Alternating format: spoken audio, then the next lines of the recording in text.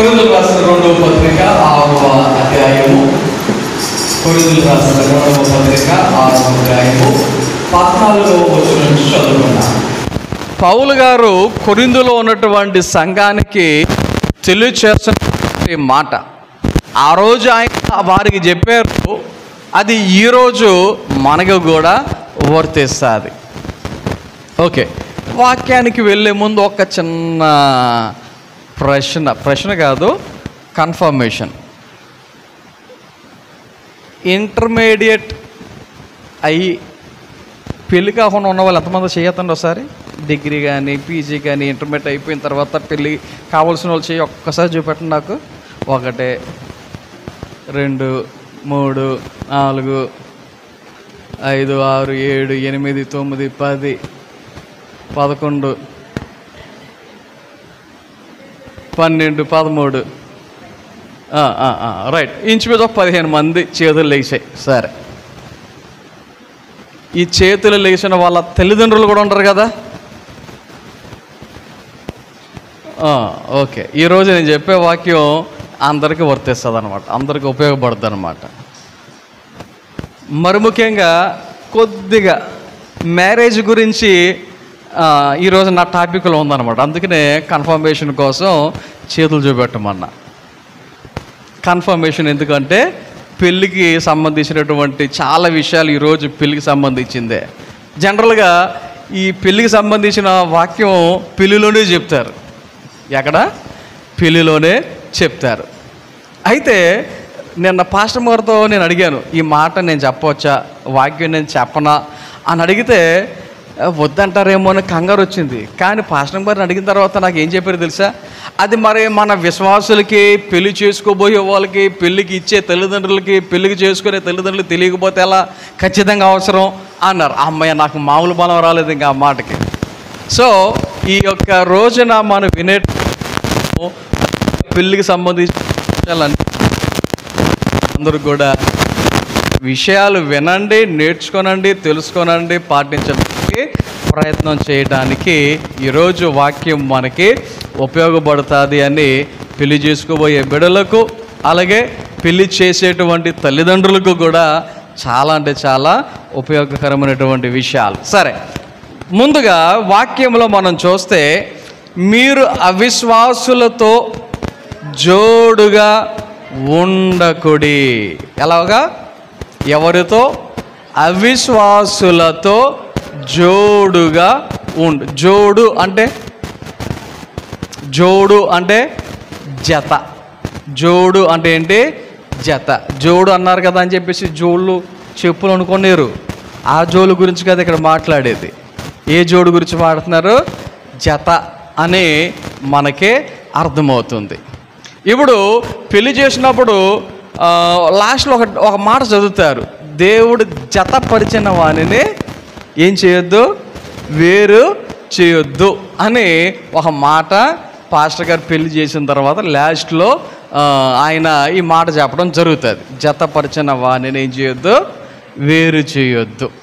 ఇప్పుడు ఈ మాటను కనుక ఆలోచన చేస్తే, ఆ రకంగా మనం ఆలోచన చేస్తే, జోడుగా ఉండకుడి అంటే జతగా ఉండకుడి అనేటువంటి విషయాన్ని కూడా మనము ఆలోచన చేయవచ్చు. ఎలాగా? జతగా ఉండొద్దు. ఎవరితో? అవిశ్వాసులతో. ఎవరితో? ఇక్కడ పెళ్లి చేసుకోవద్దు అని చెప్తలేదు. ఇక్కడ ఎవరిని పెళ్లి చేసుకోవద్దు అనేటువంటి మాట మనకి ఇక్కడ అర్థమయ్యేటట్లుగా చెప్తున్నారు. అవిశ్వాసితో పెళ్లి చేసుకోవద్దు అనేటువంటి అర్థాన్ని ఇచ్చేటువంటి మాటను మనం ఇక్కడ చదువుతూ ఉన్నాం. ఎలాగా? అవిశ్వాసితో జోడుగా ఉండకుడి. రైట్, కారణాలు ఏంటి, ఎందుకు వద్దంటున్నారు అనేటువంటి విషయాలు కూడా మనము ఆలోచన చేద్దాం. చేసుకోవచ్చా, చేయకూడదా అనేటువంటి అంశాలను కూడా మనము ఆలోచన చేద్దాం. కారణం ఏంటంటే, దేవుని యొక్క వాక్య ప్రకారంగా కొన్ని విషయాలను కనుక మనం ఆలోచన చేస్తే, అవిశ్వాసి అంటే అర్థం ఏంటి? విశ్వాసము లేనివారు ఎవరు? విశ్వాసము లేనివారు. అందులో ఇద్దరు ఉంటారు. అన్యులుగా ఉన్నటువంటి వారిని అవిశ్వాసులు అంటారు. రెండవది క్రైస్తత్వములో పుట్టి, క్రైస్తవ కుటుంబములో పుట్టి దేవుని సన్నిధికి వెళుతూ కూడా విశ్వాసము లేనటువంటి వారు ఉంటారు. అవునా కదా? ఒకసారి తుఫాను చూసి శిష్యులందరూ భయపడుతూ ఉంటే యేసయ్య ఆ తుఫానుని గద్దించిన తర్వాత ఏమన్నాడు? ఆయన అల్ప విశ్వాసులారా అన్నాడు. అంటే అర్థం ఏంటి? విశ్వాసం లేదనే కదా, వారు విశ్వాసాన్ని కనపరచలేదనే కదా. కాబట్టి క్రైస్తవులలో కూడా ఎవరున్నారు? అవిశ్వాసులు ఉన్నారు. అన్యులంటే ఇంకా మనము చెప్పనవసరంలా, వాళ్ళకి ఇంకా దాంతో పనే లేదు, విశ్వాసంతో పనే లేదు. కాబట్టి అవిశ్వాసులతో జోడుగా జతగా ఉండకుడి. నేను ఫ్రెండ్షిప్ గురించి మాట్లాడటంలా, ఆ జత గురించి మాట్లాడటంలా. నాకు ముస్లిమ్స్లో ఫ్రెండ్స్ ఉన్నారు, హిందూస్లో ఫ్రెండ్స్ ఉన్నారు. వాళ్ళతో నేను మాట్లాడుతూ ఉంటాను, ఫోన్లు చేస్తూ ఉంటాను, మెసేజ్లు చేస్తూ ఉంటాను. గమనించండి, నేను జనరల్ ఫ్రెండ్షిప్ గురించి నేను మాట్లాడటంలా. ఈరోజు టాపిక్ దేని గురించి అని చెప్పాను? పెళ్ళి గురించి అన్నాను కదా, దాని గురించి మాట్లాడుతున్నాను నేను. వాళ్ళతో జోడుగా ఉండకుడి, వారితో జతగా ఉండకుడి. ఎందుకంటే నీతికి దుర్నీతితో ఏమి సాంగత్యము, వెలుగునకు చీకటితో ఏమి పొత్తు? ఈ రెండు కలుస్తాయా? చెప్పండి. వెలుగు చీకటి కలిసి ఉంటాయా? కలిసి ఉండగలుగుతాయా? వెలుగు వచ్చేసరికి చీకటి ఏమైపోద్ది? పారిపోద్ది. ఉండలేదు అసలు. ఆలోచన చేయండి. ఈ రెండు కుదరని పని, ఈ రెండు మ్యాచ్ అవ్వని పని, ఈ రెండు సెట్ కాని పని. సో అవి జోడుగా ఉండొకటి. ఎవరి గురించి మాట్లాడుతున్నాడు ఆయన? మీరు అనగా విశ్వాసుల గురించి మాట్లాడుతున్నాడు.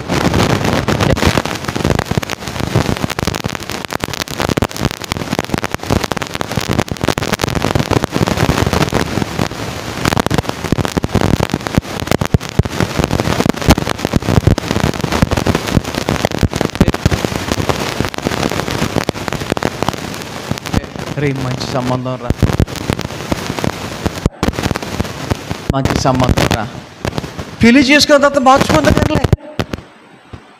ఎప్పుడు పెళ్లి చేసుకున్న తర్వాత మార్చుకుందో కానిలే, ముందు చేసేసుకో, ఆ తర్వాత మారిపోతారు. అది విశ్వాసం కావచ్చు, అలవాట్లు కావచ్చు, ప్రవర్తన కావచ్చు, ఏదైనా కావచ్చు. నిజంగా పెళ్లి చేసుకున్న తర్వాత మారిపోతారా? ఉదాహరణకి ఒక మాట చెప్తాను. సిగరెట్ అలవాటు ఉన్నవాడు ఉంటాడు, మందు తాగే అలవాటు ఉన్నవాడు ఉంటాడు. వాడు అలాంటి అలవాట్లతో ఉన్నప్పుడు పెళ్లి చేస్తానంటే కొంతమంది ఏమంటారో తెలుసా? పెళ్లి చేసేయాలి, ఎలాగైనా చేసేయాలనుకున్న వాళ్ళు ఏమంటారో తెలుసా? అండ్ పెళ్లి చేసుకున్న మారిపోతాడండి, మానేతాడులేండి. మాంతాడు, ఒక రోజు మాంతాడు, 2 రోజులు మాంతాడు, తర్వాత మళ్ళీ మామూలే. అవునా? సో కొన్ని విషయాలను కొంతమంది ఏం చేస్తూ ఉంటారంటే, ఏం పర్లేదులే, నా అంశం గుర్తొస్తుందా? రాజీ పడిపోతూ ఉంటారు అన్నమాట. ఏమవుతూ ఉంటారు? రాజీ పడిపోతూ ఉంటారు. ఈరోజు నా వాక్యం యొక్క ప్రాముఖ్యమైన అంశం ఏంటంటే, అవిశ్వాసులతో రాజీ పడొద్దు. ఏంటి? అవిశ్వాసులతో రాజీ పడొద్దు అనేది నా యొక్క వాక్యం యొక్క అంశం. సరే, ఇప్పుడు ఈ వివాహానికి సంబంధించి, పెళ్లి చూపులకు సంబంధించి, పెళ్లి సంబంధాలకి సంబంధించి కొన్నిసార్లు వేరే వేరే ఫెయిత్, వేరే వేరే విశ్వాసం వాళ్ళైనా సరే పర్వాలేదులే, మంచోడు, అదేం ఉందలే అన్నట్లుగా కొంతమంది ప్రయత్నాలు చేస్తూ ఉంటారు. మనం పెళ్లి చేసుకున్న తర్వాత అనుకున్నట్టుగా మారితే నో ప్రాబ్లం, దానికి మించిన సంతోషం లేదు, దానికి మించిన సంతోషం లేదు. మార్చుకోగలను అనేటువంటి కాన్ఫిడెంట్ ఒకటే కాదు, మనం కనుక్కోవాలి. నాకు తెలిసిన కొంతమంది ఫ్రెండ్స్ ఉన్నారు, అమ్మాయి చాలా మంచి విశ్వాసి. ఈ రోజున అమ్మాయిని చూస్తే రకరకాల బొట్లు, ఇక్కడొక బొట్టు, ఇక్కడొక బొట్టు, ఇక్కడొక బొట్టు, ఇక్కడొక బొట్టు.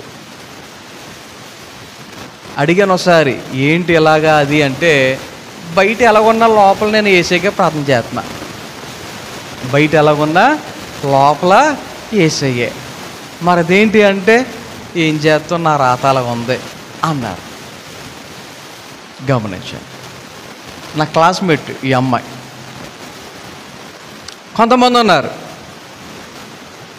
మంచి సాఫ్ట్వేర్ ఇంజనీర్, మంచి లక్షల్లో జీతం, పాస్టర్ గారి మనవరాలు ఆవిడ లవ్ మ్యారేజ్ చేసుకున్నప్పుడు అడిగారు తల్లిదండ్రులు, అందరూ అడిగారు, అమ్మ అబ్బాయి అన్యుడు ఎందుకమ్మా అంటే, లేదు మారుతానన్నాడు. ఓకే, అమ్మాయి మాట మీద బిలీవ్ చేశారు. ఈ రోజున అమ్మాయి పరిస్థితి ఏంటంటే చర్చికి వెళ్ళలేని పరిస్థితి. పెళ్ళికి ముందేమో వెళ్ళిపోవచ్చు ఏం కాదు అన్నారు, ఇప్పుడు పెళ్ళైన తర్వాత చర్చికి వెళ్ళలేని పరిస్థితి. కొన్ని సందర్భాలలో అన్నీ అనుకున్నట్టుగా జరగవు. నాకు తెలిసిన మరికొన్ని ఫ్యామిలీస్ ఉన్నాయి, అవిశ్వాసుని పెళ్లి చేసుకున్నాడు, అమ్మాయిని మార్చుకున్నాడు, మందిరానికి తీసుకొచ్చాడు, మందిరంలో విశ్వాసిగా పెరుగుతున్నటువంటి పరిస్థితులు ఉన్నాయి. మారితే నో ప్రాబ్లం, మారకపోతే పరిస్థితులు ఎంత ఎలాగునా అయిపోతాయో ఒకసారి మనము ఆలోచన చేద్దాం. కారణం ఏంటంటే, వేరే వేరే విషయాల్లో ఎక్కడైనా ఏదైనా పొరపాటు జరిగినా పర్లేదు, మనం దానిని సరిదిద్దుకోవటానికి అవకాశం ఉంది. కానీ వివాహం అనేది మనిషి జీవితంలో ఒకసారే. ఒక్కసారి అది జరిగిందా, అవి ఈ పెళ్ళిగా తాపెళ్ళి మనకి అలాంటి ఛాన్స్ లేదు. అవునా? ఒక్కసారి 3 ముళ్ళు పడ్డాయి అంటే ఇంకేం చేయాలి? చాలాసార్లు చాలామంది అనవసరంగా పెళ్లి చేసుకున్నాను అని బాధపడే వాళ్ళు ఉంటారు కదా. మీరు కూడా అలాంటి బాధ అప్పుడప్పుడు అనుకుని ఉంటారు కదా. తప్పదు, అలా ఉండాలి. కారణం ఏంటంటే, మన యొక్క జీవితంలో వేరే వేరే దానికి దేనికైనా ఛాన్సెస్ ఉంటాయేమో, ఆప్షన్స్ ఉంటాయేమో, వివాహానికి అలాంటివి లేవు. రైట్. ఈ సమయంలో కొన్ని విషయాలను మనము ఆలోచన చేద్దాం. దేవుడే అవిశ్వాసులతో వివాహం చేసుకోవద్దు అని చెప్పిన సందర్భాలు ఉన్నాయి బైబిల్లో. అవిశ్వాసులను చేసుకోవద్దు అని చెప్పినటువంటి సందర్భాలు ఉన్నాయి. నెహెమ్యా గ్రంథం 13వ అధ్యాయం చదువుదాం, చూడండి ఒకసారి. నెహెమ్యా గ్రంథం 13వ అధ్యాయం 27వ వచనం చదువుదాం. కాగా ఇంత గొప్ప కీడు చేయునట్లును మన దేవునికి విరోధముగా పాపము చేయునట్లును అన్య స్త్రీలను వివాహము చేసుకొనిన మీ వంటి వారి మాటలను మేము ఆలకింపవచ్చునా? చూడండి ఒకసారి, ఒక ప్రశ్న. ఏమని అడుగుతున్నారు ఇక్కడ అంటే, స్పష్టంగా మనకు కనబడుతుంది, దేవునికి విరోధముగా పాపము చేయునట్లు అన్య స్త్రీలను వివాహము చేసుకొనిన మీ వంటి వారి మాటలను మేము ఆలకింపవచ్చునా? అన్య స్త్రీలను పెళ్లి చేసుకోవటం అంటే ఏం కనబడుతుంది ఇక్కడ? ఏమని చెప్తుంది వాక్యం ఇక్కడ? ఏంటంట అదేంటంట? గొప్ప కీడు. అంత మాత్రమే కాదు, మన దేవునికి విరోధముగా పాపము చేసినట్లు అంటది. ఏం చేసినట్లు? మన దేవునికి విరోధముగా పాపం చేసినట్లు. ఏం చేస్తే? అన్య స్త్రీలను వివాహము చేసుకొనుట. నేను ముందే చెప్పాను, అన్య స్త్రీలను వివాహం చేసుకునే ముందు వాళ్ళని ముందే అడిగి, మరి నేను దేవునిని ఆరాధిస్తున్నాను, నువ్వు కూడా నా దేవుని ఆరాధిస్తావా అని అడిగి కన్ఫామ్ చేసుకొని, నేను కూడా ఖచ్చితంగా నీ దేవుణ్ణి ఆరాధిస్తాను అని అంటే నో ప్రాబ్లం. ఇప్పుడు మీకు చిన్న ఎగ్జాంపుల్ చెప్తాను. రూతుని వివాహం చేసుకోక ముందు రూతు కూడా అన్యురాలే. అయితే వివాహం చేసుకున్న తర్వాత రూతు యొక్క జీవితంలో వచ్చినటువంటి మార్పును కనుక మనం ఆలోచన చేస్తే ఏమంటుంది రూతు? నీ దేవుడే నా దేవుడు, నీ జనమే నా జనము అందా లేదా? సో అన్యురాలను పెళ్లి చేసుకోకూడదంటే చేసుకోవచ్చు. ఎప్పుడు ఆమె కూడా దేవుని యందు విశ్వాసం ఉంచుతాను అని అన్నప్పుడు, ఆమె కూడా దేవునిని ఆరాధిస్తాను అని అన్నప్పుడు నో ప్రాబ్లం. అలా కాకుండా నాది నాకే అంటే, నాకు తెలిసిన ఇంకో ఫ్రెండ్ ఉంది, ఒక అమ్మాయి. మామూలు భక్తి కాదు. ఇప్పటికీ అయితే ప్రార్థన చేసుకుంటుంది, బైబిల్ చదువుతుంది, అప్పుడప్పుడు చర్చికి కూడా వెళ్తుంది. తను చెప్పినటువంటి మాట ఏంటంటే, మా హస్బెండ్ చాలా మంచి ఆయన, నన్ను భక్తి విషయంలో ఎక్కడా కూడా ఆటంక పెట్టాడు, అభ్యంతరం పెట్టాడు. ప్రార్థన చేసుకుంటానన్నా వద్దండు, బైబిల్ చదువుతానన్నా వద్దండు, ప్రార్థనకి వెళ్తానన్నా వెళ్ళొద్దు అని అన్నాడు. ఆమెకి 2 కొడుకులు. ఆ 2 కొడుకులకి వాక్యం చదివించిన, బైబిల్ చదివించిన, ప్రార్థన చేయమన్నా వాళ్ళకని కూడా ఏమన్నాడట. ఆయన మాత్రం ప్రార్థన చేసుకోడు, ఆయన మాత్రం ప్రార్థనకు రాడు, ఆయన మాత్రం బైబిల్ చదవడు. ఆలోచన చేయండి. ఏదో గుడ్డిగన్న మెల్ల బెటర్ అన్నట్టుగా ఉంది ఈ పరిస్థితి కదా. మరి మన జీవితంలో అన్యుల వైపు వెళ్ళొద్దు, అవిశ్వాసుల వైపు వెళ్ళొద్దు, వారితో జోడుగా ఉండొద్దు, జతగా ఉండొద్దు, వివాహం చేసుకోవద్దు అన్నట్లుగా దేవుని యొక్క వాక్యం స్పష్టంగా తెలియచేస్తూ ఉంది. ఇందుకు చూడండి, ఇంకొక వచనం, ద్వితీయోపదేశ కాండం 7వ అధ్యాయం 3వ వచనంలో చదివితే అక్కడ డైరెక్ట్గా చెప్తారు వాక్యంలో, నీవు వారితో వాని కుమారుడికి నీ కుమార్తెను ఇవ్వకూడదు, నీ కుమారునికి వాని కుమార్తెను పుచ్చుకొనకూడదు. ఎవరి గురించి చెప్తున్నారు ఈ మాటలు అంటే? అవిశ్వాసుల గురించి, దేవునిని ఎరగనటువంటి వారి గురించి దేవుడు తెలియచేస్తున్నటువంటి విషయాలు. సో అవిశ్వాసితో వివాహం అనేది ఒక మాటలో చెప్పాలంటే దేవుడు వద్దన్నది. ఇంకొక మాటలో చెప్పాలంటే, కొద్ది కఠినంగా చెప్పాలంటే దేవుడు నిషేధించాడని చెప్పాలి. దేవుడు నిషేధించాడు అన్నట్లుగానే అనాలి. కారణం ఏంటంటే చదువుతున్నాం కదా వాక్యంలో, ఏమన్నాడు దేవుడు? వారితో వియమొందకూడదు. కారణం ఏంటో తెలుసా? కారణం ఏంటి?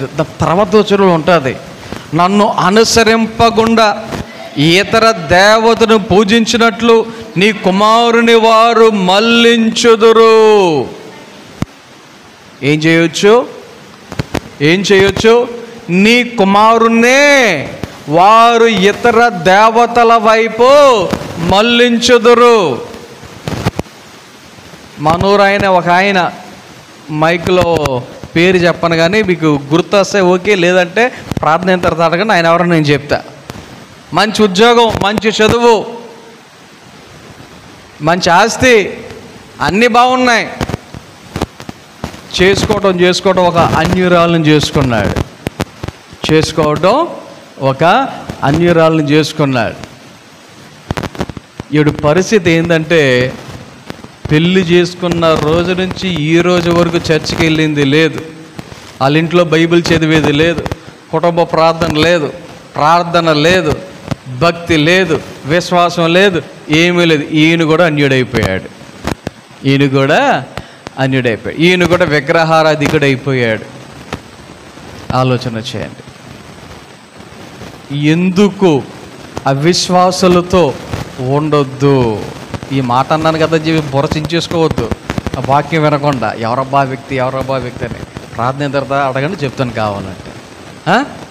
సో అవిశ్వాసులతో ఎందుకు వద్దంటున్నాడు దేవుడు అంటే, ఇక్కడ మనం చదివినటువంటి యొక్క వచనం ప్రకారంగా గమనిస్తే వారు ఏం చేయొచ్చు?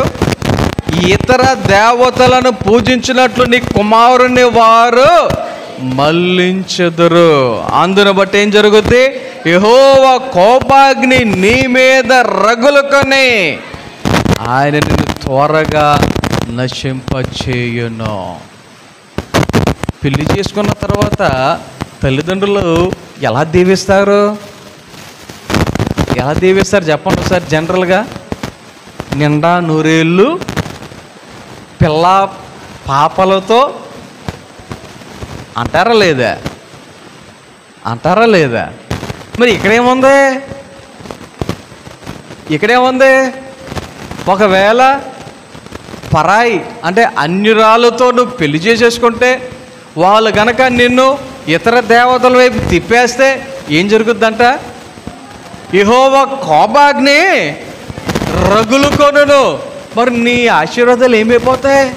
పిల్ల పాపలతో నిండా నూరేళ్ళు అంటున్న మాటలు మన మాటనే గుద్దా, దేవుని మాటనే గుద్దా? అర్థమవుతుందా?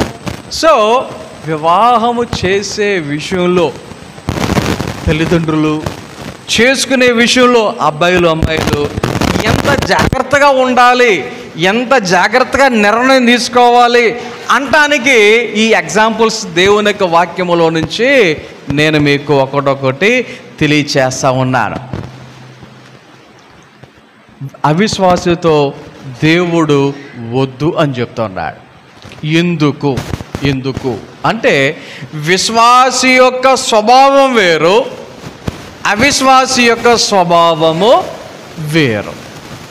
ఏంటి? విశ్వాసి యొక్క స్వభావము వేరేలా ఉంటుంది, అవిశ్వాసి యొక్క స్వభావము మరొకలాగా ఉంటుంది. రెండిట్లకి పడదు. ఇప్పుడు పాము ముంగీస అని చెప్పేసి అంటారు కదా, ఆ రెండిట్లకి పడదు అంటారు. ఎందుకో తెలుసా?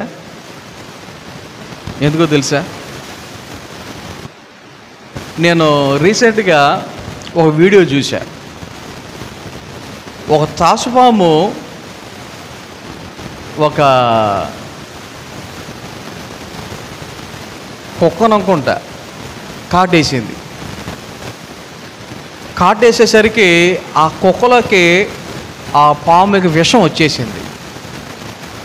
ఇంకా అది కుక్క అంటే జనరల్గా అటు ఇటు చలాగ్గా పరిగెడుతుంది కదా, అది కొద్దిగా స్లో అయిపోయింది. స్లోగా అది వీక్ అయిపోతుంది. వితిన్ అవర్స్, గంట లోపల.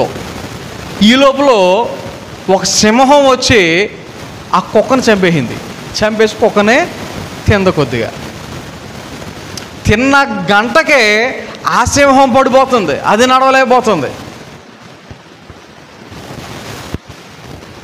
ఏంటి కారణం అంటే, ఆ విషం ఉన్నటువంటి కుక్క మాంసం ఎప్పుడైతే సింహం తిందో దానిలో కూడా విషం వెళ్ళిపోయి అది కూడా చనిపోయింది. కానీ ఈ పాము ముంగీస అనేది ఏదైతే ఉందో ఆ రెండిట్లకి పడవు అంటారు. ఎందుకో తెలుసా? ఫస్ట్లో నాకు కారణం తెలియదు, కానీ తర్వాత నేను తెలుసుకున్న విషయం ఏంటంటే, ముంగీసలో ఒక లక్షణం ఉంది. ఏంటి ఆ లక్షణం అంటే, పాము విషం దానికి ఎక్కదంట. పాము విషం ముంగీసకి ఎక్కదంట. అంతే, అంతకు మించి ఇంకోటి ఏమీ లేదు. అది దాని ధైర్యం. ముంగీసకి ధైర్యం ఏంటంటే, నేను సావను, ఇది తాచుపాము కదా, నాగుపాము గాటేసిన నేను సావను అనేటువంటి ధైర్యం దానికి ఉంటుంది. కాబట్టి అదేం చేస్తుంది, పాముతో కలబట్టడానికి ఇష్టపడుతుంది. మిగతావే అది కాటేసి ఎక్కడ చచ్చిపోతానని చెప్పేసి భయంతో వెనక్కి వెళ్ళిపోతాయి. ఇప్పుడు మనమైనా పురగపామును కొట్టమోనండి, ఎగేసుకుని వెళ్ళిపోతాం మనమే. అది తాచుపాము అయితే వెనక్కి వెళ్ళిపోతాం. కారణం ఏంటి, మనకు తెలుసు ఆ పాము యొక్క విషయం ఎలాంటిదో కదా. అలాగా స్వభావాలు వేరే, విశ్వాసి స్వభావం వేరే, అవిశ్వాసి యొక్క స్వభావం వేరే. నేను అప్పుడప్పుడు కూరగాయల షాప్కి వెళ్ళినప్పుడు కూరగాయలు కొనుక్కొని వచ్చేటప్పుడు కూరగాయలు అయినా ఒక మాట చెప్తాడు, ఇంటికి వెళ్ళిన వెంటనే సపరేట్ చేసేయండి అంటాడు. దేన్నో తెలుసా, కొత్తిమీర పుదీనా. కొత్తిమీరకే పుదీనాకి పడదు, కొత్తిమీరకే పుదీనాకే పడదు. కొత్తిమీర పుదీనా ఒకే కవర్లో పెట్టారనుకో, పుదీనాలాగా ఉంటుంది, కొత్తిమీర మాడిపోద్ది, దీనికి పనికి రకంగా పోద్ది. ఏ అంటే పుదీనా అంత పవర్. రెండు ఆకుకూరలే, రెండు పచ్చగానే ఉంటాయి, రెండు పట్టుకుంటే ఉలిపోయినట్టుగా ఉంటాయి, ఏ నిలబడలేవు. కానీ దాని స్వభావం వేరే, దీని స్వభావం వేరే. అలాగా విశ్వాసి యొక్క స్వభావం వేరు, అవిశ్వాసి యొక్క స్వభావము వేరు. అందుకే వారితో ఏం చేయొద్దు, వివాహము వద్దు. ఇప్పుడు ఇంతకుముందు భూమిని దున్నాలి అంటే ఏం వాడేవారు, ఎడ్లను వాడేవారు, అవునా. ఇప్పుడు ఎడ్డు ఒకటే ఉందనుకో, ఇంకోవైపు గాడిదని పెడితే, ఒకవైపు ఎడ్డుని పెట్టి ఇంకోవైపు గాడిదని పెట్టారనుకోండి, దున్నేయచ్చా, దున్నొచ్చా? రెండు జంతువులేగా, రెండు చక్కగా 4 కాళ్ళు ఉన్న జంతువులేగా, బలమన్న జంతువులేగా. గాడిది కూడా చాలా బరువు మోసాదుగా. చదవండి ఒకసారి వాక్యంలో, ద్వితీయోపదేశ కాండంలోనే 22వ అధ్యాయము 10వ వచనం చదవండి ఒకసారి. 22వ అధ్యాయము 10వ వచనం.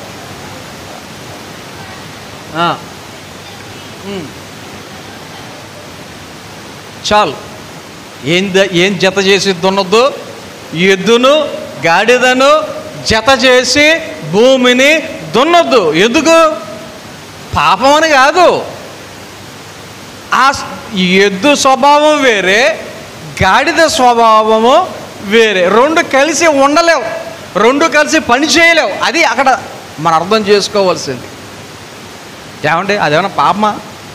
పాపమేం కాదు, తప్పేం కాదు. కానీ మనం ఏ పనికైతే నువ్వు వాటిని ఏర్పాటు చేసుకుంటున్నావో ఆ రెండు కలిస్తే ఆ పని జరగదు.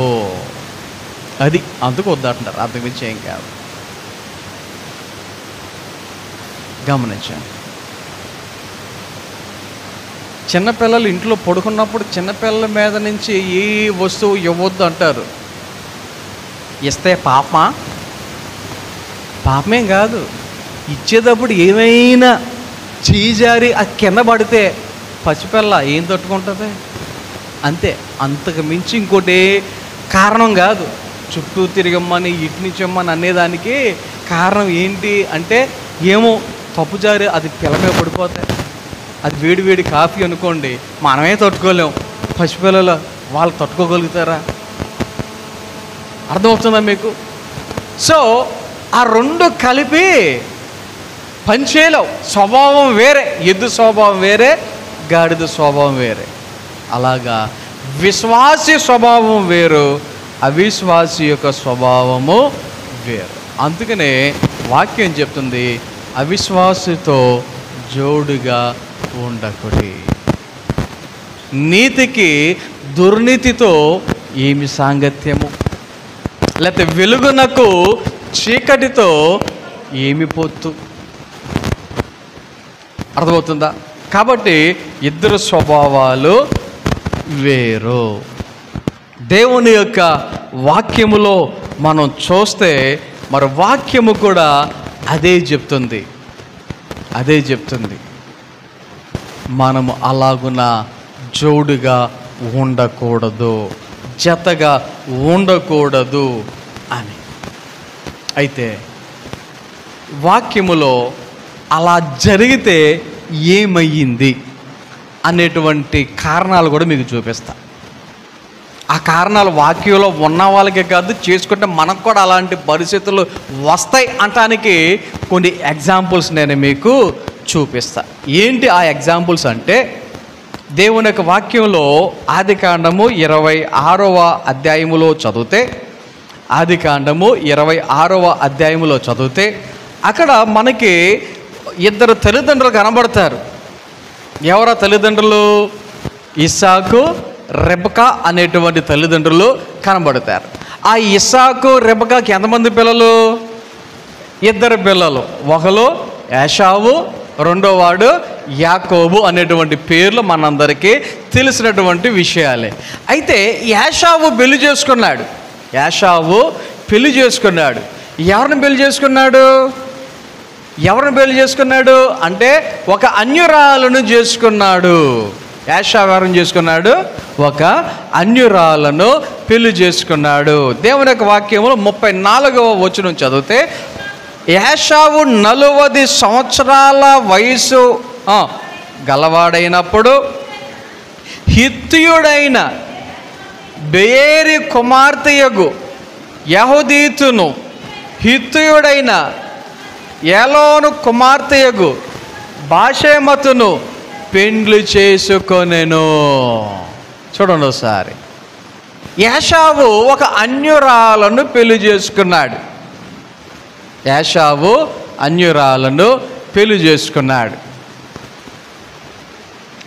ఈ పెళ్లి జరిగిన తరువాత ఏం జరిగింది అంటే, ఇస్సాకుకు రెబకాకును మనోవేదన కలుగజేసిరి. ఏమైందంట? మనోవేదన కలుగజేసిరి. ఆలోచించండి. ఏ వ్యాధికైనా మందు ఉంటుంది, ఏ వ్యాధికైనా మందు ఉంటుంది. ఈ మనోవేదనకి మందేముంటుంది? మనోవేదనకి మందేముంటుంది? అర్థమవుతుందా? ఎందుకు వచ్చింది మనోవేదన? సింపుల్.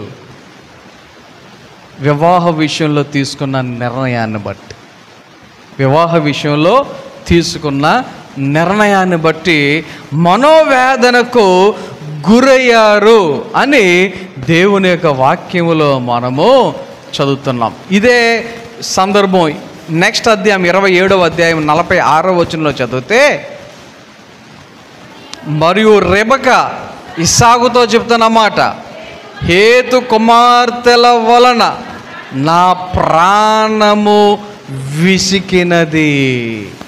ఏమంటుంది? నా ప్రాణము విసిగిపోయింది. కారణం ఏంటి? ఏశావు చేసుకున్నటువంటి ఆ వివాహము వలన, ఏశావు చేసుకున్నటువంటి ఆ యొక్క పెండ్లి వలన, వారు తీసుకున్న నిర్ణయము వలన తల్లిదండ్రులకు ఏమైందంట? మనోవేదన, విసిగిపోయేటువంటి పరిస్థితి. కొన్నిసార్లు ఈ రోజుల్లో కొంతమంది పిల్లలు చేసేటువంటి పనులు, కొంతమంది పిల్లలు తీసుకునేటువంటి నిర్ణయాలు, వాళ్ళు నేను బాగానే ఉన్నాం కదా అనుకుంటున్నారు, మేము ప్రేమగా ఉన్నాం కదా అనుకుంటున్నారు. కానీ వారి తల్లిదండ్రులకు ఏం తీసుకొస్తున్నారంట? మనోవేదన తీసుకొచ్చే వాళ్ళు ఉన్నారు, లేకపోతే విసుగుతనం తీసుకొచ్చేటువంటి పరిస్థితులు ఉన్నాయి ఈ రోజుల్లో కూడా. లేవంటారా? న్యూస్లో చదువుతున్నాం కదా, తల్లిదండ్రులకు ఇష్టం లేనటువంటి పెళ్లి చేశారని చెప్పి ఆ తల్లిదండ్రులు కూతురుని చంపేయడానికి వెనకాడటం లేదు, అల్లుడిని చంపడానికి వెనుకాడటం లేదు. అవసరమైతే వేరే కులం అని పేరు చెప్పి, లేకపోతే మాకు తగ్గ అంతస్తు కాదు అని చెప్పి వారు వద్దు అని చెప్పిన తర్వాత కూడా వాళ్ళు వినకపోతే మర్డర్లు కూడా చేపించేస్తున్నటువంటి పరిస్థితులు కనబడుతున్నాయి ఈ రోజుల్లో. అవునా? మనోవేదన. ఇలాంటి పెళ్ళిళ్ళు చేసుకోవటం వలన పరిస్థితులు ఏమవుతున్నాయి అంటే, వివాహాలు విచ్ఛిన్నమైపోతూ ఉన్నాయి, చెల్లాచెదురైపోతూ ఉన్నాయి. ఏమవుతున్నాయి? పెళ్ళిళ్ళు చల్లా చెదిరైపోతున్నాయి, విచ్ఛిన్నమైపోతున్నాయి, పాడైపోతున్నాయి, విడిపోయేటువంటి పరిస్థితులు వస్తూ ఉన్నాయి. బైబిల్లోనే ఇంకొక ఎగ్జాంపుల్ చెప్తా, సంసోను గురించి. న్యాయాధిపతుల గ్రంథము 14వ అధ్యాయంలో చదివితే అక్కడ సంసోను ఒక అమ్మాయిని చూశాడు. అమ్మాయిని చూసి అమ్మాయి నచ్చిందన్నాడు. నచ్చిందన్న తర్వాత ఈ సంసోను ఏం చేశాడో తెలుసా? వాళ్ళ తల్లిదండ్రులు, సరాసరి తల్లిదండ్రుల దగ్గరికి వెళ్ళి నాకు ఆ అమ్మాయి నచ్చింది, అమ్మాయి నుంచి పెళ్లి చేయండి అన్నాడు. ఆయన చేసిన పని కరెక్టా కాదా? కరెక్టా కాదా? తల్లిదండ్రులు అడిగాడు కదా. ఆలోచన చేయండి. కానీ ఎవరిని సెలెక్ట్ చేసుకున్నాడు? అవిశ్వాసాన్ని సెలెక్ట్ చేసుకున్నాడు. అది ప్రాబ్లం. అక్కడ ప్రాబ్లం, సమస్య అంతా అది. అవిశ్వాసనే సెలెక్ట్ చేసుకున్నాడు. వీళ్ళేమో ఇశ్రాయేలీయులు, ఆ అమ్మాయి ఎవరు? ఫిలిస్తీయురాలు. ఇశ్రాయేలీలకి ఫిలిస్తీన్లకి పడదు. అలాంటిది వెళ్ళి ఫిలిస్తీన్లలో ఉన్నటువంటి ఒక అమ్మాయిని సెలెక్ట్ చేసుకుని వచ్చి తల్లిదండ్రులతో అంటాడు, ఆమెను నాకు ఇచ్చి పెండ్లి చేయవాలని తన తల్లిదండ్రులతో అనగా 2వ వచనంలో ఈ మాట మనకు కనబడుతూ ఉంటుంది. అయితే ఆ తల్లిదండ్రులు ఒప్పుకోలే. అదేంట్రా, మనోళ్ళు ఇంకెవరు లేరా, నువ్వు అలాంటిది కరెక్ట్గా ఫిలిస్తీన్ల అమ్మాయిని కావాలని చెప్పేసి అంటా ఉన్నావు అన్నట్లుగా కూడా వారు మాట్లాడుకున్నారు కూడా. నీ స్వజనుల కుమార్తెలలో కానీ నా జనులలో స్త్రీ లేదనుకొని సున్నతి పొందని ఫిలిస్తీన్లలోని కన్యకను తెచ్చుకున్నట్టుకు వెళ్ళుచున్నావా అని అతనిని అడిగిరే. ఒప్పుకున్నాడా? చేయరా? అమ్మాయిని చికెన్ చేస్తారా? చేయరా? కొన్నిసార్లు తల్లిదండ్రులు కూడా ఏం చేస్తారు? పిల్లల మాట పిల్లలు చెప్పి చూస్తారు. ఇక వీళ్ళు కొన్నిసార్లు వాళ్ళ మాటలు వేరేలాగా ఉంటాయి. నువ్వు చేస్తావా, నా చచ్చిపోమంటావా? పిల్లలు ఉన్నారు ఈ మధ్య అక్కడక్కడ కదా.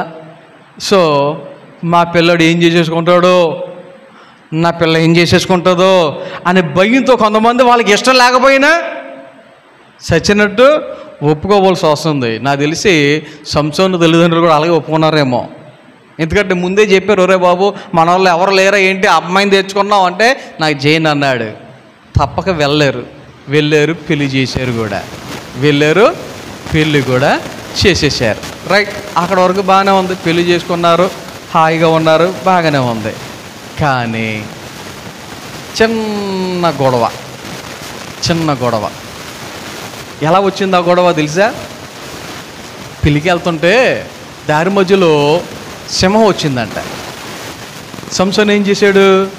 ఆ సింహాన్ని చీల్చి చంపేసి అవతల పడేశాడు. కొన్ని రోజులకి మరలా అదే దారిలో వెళ్తుంటే మొన్న ఇక్కడే కదా నేను సింహాన్ని పడేశాను అని అలా చూశాడంట. అలా చూసేసరికి అక్కడ ఏం జరుగుతుంది? ఏముంది అక్కడ? తేనుబొట్టు పట్టిందంట. ఇందులో కుళ్ళిపోయిన సింహం ఎముకల్లో. ఇప్పుడు చచ్చిపోయిన తర్వాత మాంసం ఏమైపోద్ది? కుళ్ళిపోద్ది. ఏం మిగులుతాయి? ఎముకలే మిగులుతాయి కదా. ఆ ఎముకల్లో ఏముంది అక్కడ? తేనె ఉందంట. ఓహో, చూశాడు, అయిపోయింది, వెళ్ళిపోయాడు, అంత అయిపోయింది. పెళ్ళి జరిగింది. పెళ్ళైన తర్వాత అక్కడ పొడుపు కథలాగా వేసాడు. ఈయన సంసోను ఏం చేశాడు? పొడుపు కథలాగా వేశాడు. ఏంటి? బలమైన దానిలో నుండి తీపి వచ్చెను, తిను దానిలో నుండి తిండి వచ్చెను. ఏంటి? 3 రోజుల్లోగా నాకు ఎవడు చెప్తాడో అన్నాడు.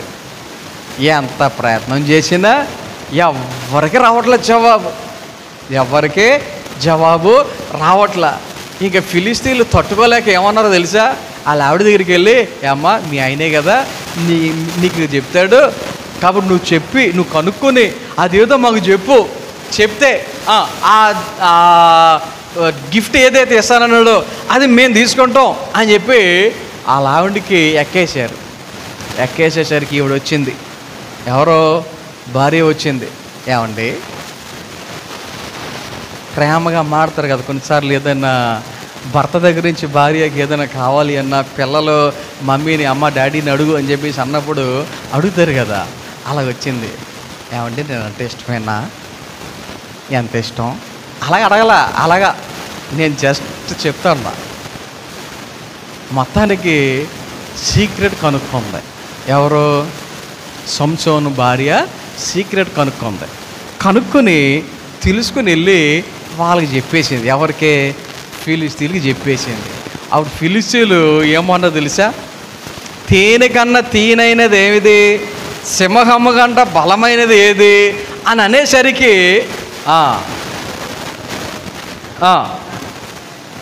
నా దూడతో దున్నకపోయిన ఎడల నా విప్పుడు కథను విప్పలేక ఉందని వారితో చెప్పాను. దూడ అంటే అక్కడ ఎవరు? భార్య, సంసోను భార్య. ఆయన ఎలా పోల్చి మాట్లాడుతున్నాడంటే దూడతో పోల్చి, నా దూడను పంపించి మీరు నా యొక్క ఆన్సర్ తెలుసుకున్నారు, నా దూడను మీరు పంపించకపోతే మీకు అసలు ఆ జవాబే తెలియకపోదును అని చెప్పేసి అని అక్కడ ఏం చేశాడు? 19వ వచనంలో యెహోవా ఆత్మ అతని మీదకి మరల రాగా అతడు అష్కలోనుకు పోయి వారిలో 30 మందిని చంపి వారి సొమ్మును దోచుకొని తన విప్పుడు కథ భావమును చెప్పిన వారికి బట్టలనిచ్చెను. తర్వాత ఆయన కోపం వచ్చింది. సంసోనికి కోపం వచ్చింది. నువ్వు నాకు సపోర్ట్గా ఉండాలి, నువ్వు నా భార్యవి, నువ్వు నాకు సపోర్ట్గా ఉండాలి, నువ్వు నాకు సపోర్ట్గా ఉండకుండా నా ఇంటోళ్ళు, నా ఊరోళ్ళు, లేకపోతే నా దేశస్తులు అని నువ్వు వాళ్ళకి సపోర్ట్గా ఉంటావేంటి అని వాళ్ళకి ఏమాత్రం డిస్కషన్ వచ్చిందో మాకు తెలియదు. కానీ సంసోనికి కోపం వచ్చి వాళ్ళ అమ్మ వాళ్ళ ఇంటికి వెళ్ళిపోయాడంట. జనరల్గా అమ్మాయి ఏం చేద్ది? వాళ్ళ అమ్మ వాళ్ళ ఇంటికి వెళ్ళిపోద్ది. ఎక్కడైనా ఏ పెళ్ళిలో చూసినా పెళ్ళైన తర్వాత అమ్మాయి ఏం చేద్ది? వాళ్ళ అమ్మ వాళ్ళ ఇంటికి వెళ్ళిపోద్ది. కానీ ఇక్కడ సంసోను వెళ్ళిపోయాడు. ఎందుకో తెలుసా? సంసోను అప్పుడు ఎక్కడ ఉన్నాడు? సంసోను ఇంట్లో లేడు, అమ్మాయి ఇంట్లో ఉన్నాడు. అక్కడ ఎక్కడ ఉన్నాడు? సంసోను అమ్మాయి ఇంట్లో ఉన్నాడు. అమ్మాయి ఇంట్లో ఉన్నాడు కాబట్టి వాళ్ళ తల్లిదండ్రులు ఉన్నటువంటి ఇంటికి వెళ్ళాడు. ఆ తర్వాత కొన్ని దినములైన తర్వాత మరణకే కోపం తీరినట్టుంది. అయ్యగారికి కోపం తగినట్టుంది. వెనక్కి వచ్చాడు.